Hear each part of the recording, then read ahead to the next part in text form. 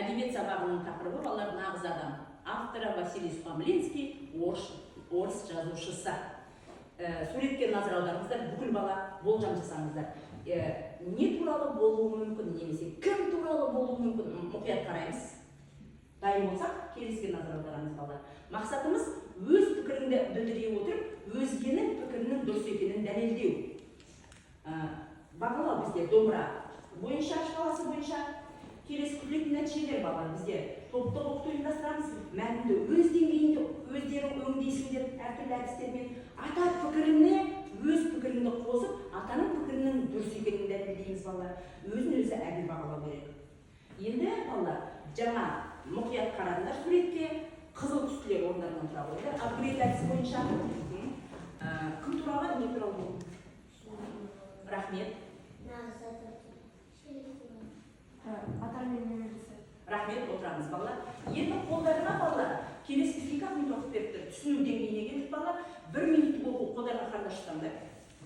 Мен айтамын, 1 минут уақыт қана береміз, мәтінді оқимыз, мұқият түсініп оқимыз, 2 минут уақыт беремін, бірақ мен тоқта деген кезде, тоқтайсыңдар да тура сол жерге қарындашпен белгілеп, 1 минутта қанша сөз оқығаныңда үйде немесе бос уақытында өзің тексеретін боласың, өзің ол үшін де бағалайтын боласың. 1, 2, кішкене көбірек оқуға болады. 3 кетті.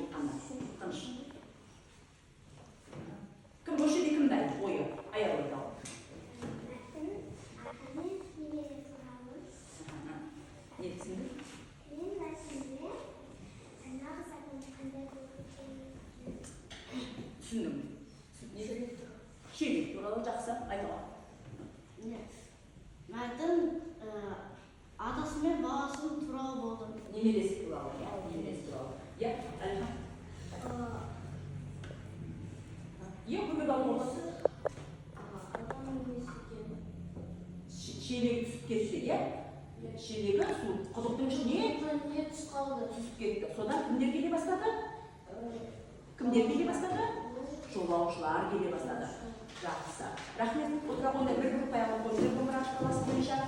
Келесі балалар тапсырма сіздерге 3 минут уақыт беремін. 3 минут уақыт беремін оқуға, бірақ бұл жерде сіздерге қарындаштың қажеті қай уақытта болады. Түсініксіз сөз болса, астын сыз қоя қойыңдар қарындашпен. Бұл жердегі міндеттерің балалар, атаның пікірін мұқият оқып, атаның пікіріне өз пікірлерін білдіруге міндеттісіңдер. 1, 2, 3 минут уақыт кетті, басталды.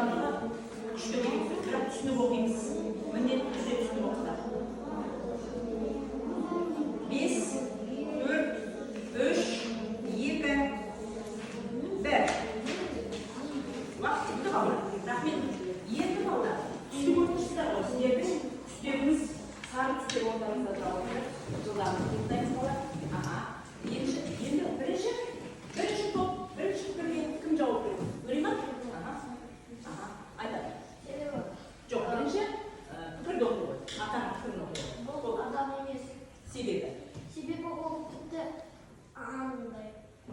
Шелексіз отырған. Шелексіз отырған атаға қарап, тіпті шелегіне қарап жай ғана өтіп кетті. Бұны адам емес. Ата неліктен ол кісіні адам емес деп айтты? Себебі ол атаға көмектеспей амандаспай Жақсы. Бұл жерде амандаспай және айдалада тұрған киіз үйдегі екі адам, ата мен немересі шелексіз отыр. Ғаны көре тұра, не оларға су әпермеді, не өзі де ішкен жоқ. Қандай адам көресің ондай адамда? Адам емес, сараң адам. Ондай адам, сараң адам деп қалдар. Келесі, екінші топ. Екінші бір. Оқи бер.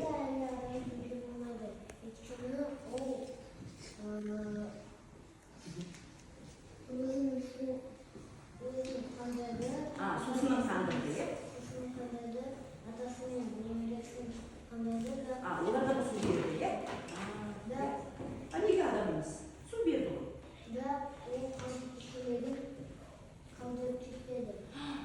Шелегін өзі алып кетті ғой, өзімен бірге. Ол не істеу керек еді? Неге шелекті қалдырып кету керек еді? Өйткені ата мен немересі айдалада, дүкен жоқ, ел жоқ жерде отыр, е? Рахмет, үшінші пікір. Пікірді оқы. Бұл нағыз адамның өзі. Себебі ол ата мен немеренің шөлін қалдырыпты да, өзінің шөлін қалдырып, шелекті алудың орнына басқаларға орнына шелекті қалдырып кетті. Сол үшін нағыздан. Келесі айдалы. Суды үнемде деп қай жолаушыға айтар еді айдалы? Нешінші жолаушыға айтасың? Бірінші, екінші, үшінші. Екінші жолаушыға айтады. Екінші жолаушыға неліктен айтасың? Себебі ол өзінің сусынын қандырды, сосын ата мен немеренің сусынын қандырды, ал қалған суды не істеді? Не істеді Айзада? Оқып бере ғой. Ойынды толық жеткізу керек Айзада, сен мұғалім болып тұрсың қазір. Жақсы. Не қосар едік? Зәлібек, Осман. Суды неліктен үнемдеу керек деп ойлайсың? Суды үнемдеу керек, өйткені біз әлем бойынша қандай су аз? Ащы су аз, тұщы су аз ба? Тұщы су аз. Сол үшін біз тұщы суды сақтауымыз керек. Өздеріңе бір группа ала қойыңдар, отыра қойыңдар. Рахмет. Екінші қалдар. Алты қалпақ әдісі, қалпақтықлар, яғни жасыл түлек орнымыздан табыстыз. Қолымызға сұрағымызды аламыз. Бірінші ақ қалпақ сөйлесін. Оқи ғой, сұрағымда. Айдалы. Бірінші жауап. Әрі кейіпкерлері атасы мен немересі және бірінші жолаушы, екінші жолаушы және үшінші жолаушы қаттылар айтамыз. Басты кейіпкер кім? Оқи қойыңыз. Басты кейіпкер кім? Кім? Әрине, пікірді айтып тұрған кім? Ата, рахмет. Өзіңе бір байлау айтамын. Жағымсыз кейіпкер сөзін тақымай жасауға болмайды. Орнында болса не істейді? Бірінші сұрақты айта ғой, жағымсыз кейіпкер кімдер? Бірінші кейіпкер, екінші кейіпкер, үшінші кейіпкер. Қайсы? Қайсы? Бірінші кейіпкерді жағымсыз кейіпкер деп айтуға бола ма? Бірінші кейіпкерді, Рамазан. Бола ма бірінші кейіпкерді көмектесіп жібереміз осы топтағы? Нұриман? Болады. Неліктен? Қарап, әдейі көмектеспейді. Мүлде көмектеспей кетіп қалды. Екінші жолаушының ше? Болады, ол кішкене сусынын қандырды, жақынды кейіпкерге жатқызуға болады, өз пікірімізді қорықпай береміз балалар. Келесі сұрақты оқи ғой кім, Рамазан? Не жасауға болмайды? Не жасауға болмайды екен? Басқа біреуге? Жаман жасайды. Ол қандай жаман жасады? Шелегін өзімен алып кетті. Дұрыс айтасың, рахмет. Келесі қалпақ айта ғой. Жағымды кейіпкердің сөзін тап. Жағымды кейіпкердің сөзін таба ғой. Бұл нағыз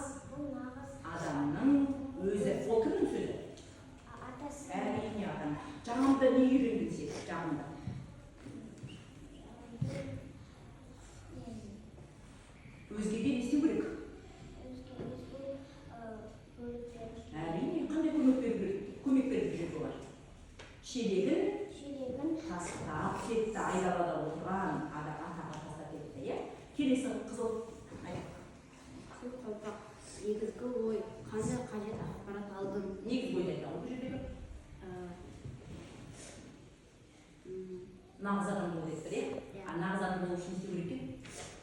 жағымды болу керек. Жағымды кейіпкер болу керек. Жағымды кейіпкер деген ол өзгеге көмектеседі. рахмет. Қандай қажетті ақпарат алдың өзіңе? Суды төккен керек. Дұрыс айтасың, үнемдеу керек, иә? Келесі қалпақ кім жауап берген жоқ? Айтамын. Мен күнімізді оқиға қандай қажетті ақпарат алдым? Айта ғой. Қандай қажетті ақпарат алдың? Суды төккен керек. Рахмет. Балалар, өздеріңе бір группа ала қойыңдар, отыра қаламыз, тез. Енді соткаларымен тез түсіре қойыңдар. Орындап жатсыздар ғой да? Орындай беріңдер. Сосын домбырада ұпайды белгілейміз. Неше ұпай аласың, соны белгіле ғой.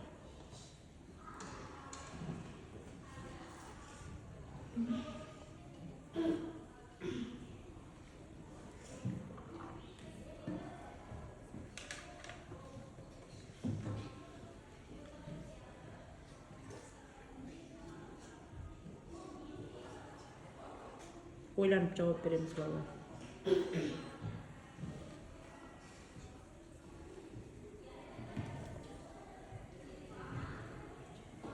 Айлана,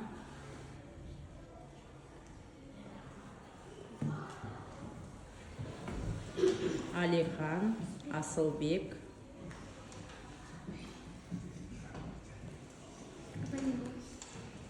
30 секунд қалды, балалар. Енді өзіңнің алған ұпайыңды, Айлана, домбырада көрсете ғой. Қанша ұпай алдың?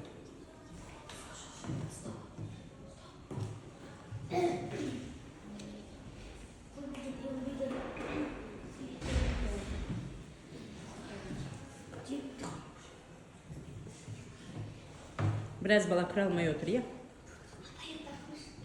Соткасы сөніп қалды, Хасеннің.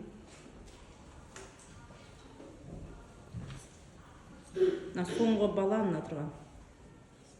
Райт. Соңғы жауап бердім, болды. Рахмет, балалар. Мына жерде біреу шығып кетті, иә?